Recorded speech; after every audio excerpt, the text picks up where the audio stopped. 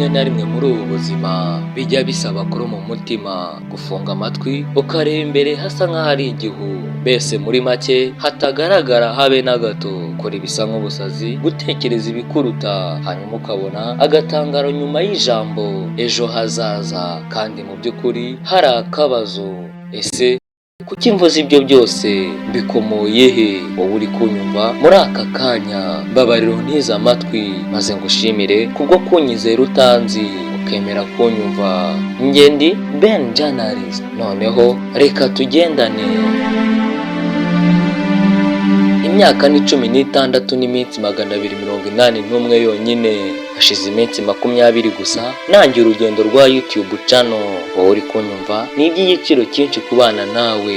Wowe wemeye kunyumva utanzi ukemera ko mu mwanya ubu ndi guserebura 1.5k subscribers. Nyamara narabitekerezaga, si ku bwanjye koko, ahubwo nimwe mwese mwangiriye icyizere mukemera kubana nanjye. Imana ibamera umugisha cyane. Reka nse nkubaganiriza gatoya ku nkuru yanjye. Byose byatangiye mu kwa 2024 ubwo narebaga amakuru y'imikino nk'ibisanzwe nk'uko nari nsanzwe mbikora. Muri ako kanya numvise muri nge ibyo ndi kureba nanjye nabikora, hamwe no gusenga numvise nta kintu na kimwe cyamagarika gukora ibyo nkunda.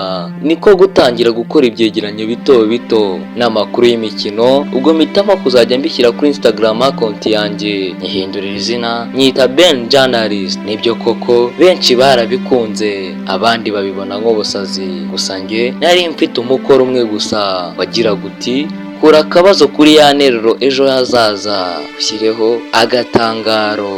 Ni koko nashakaga gufata ejo hanjye hazaza nkareba ko basi hasa nk'ahafite umucyo, aho gukomeza kugira akabazo cyangwa kwibaza ko ejo hazaza hazaba heza.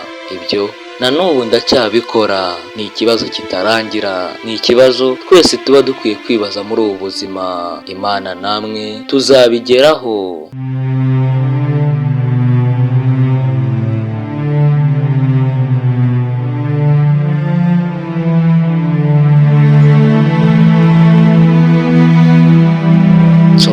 Reka mfate uyu mwanya mbabwira amwe mu magambo akomeye nagiye numva. Aya nayo nabwiye n'umuvandimwe wanjye.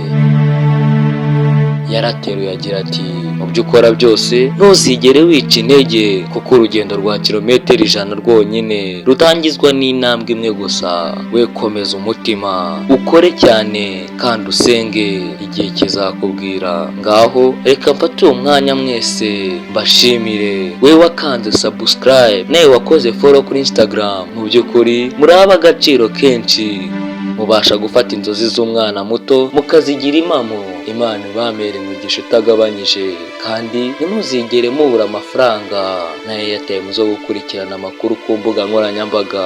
Njye ndi Ben Journalist, amahoro n'imigisha nibyo mbasabira.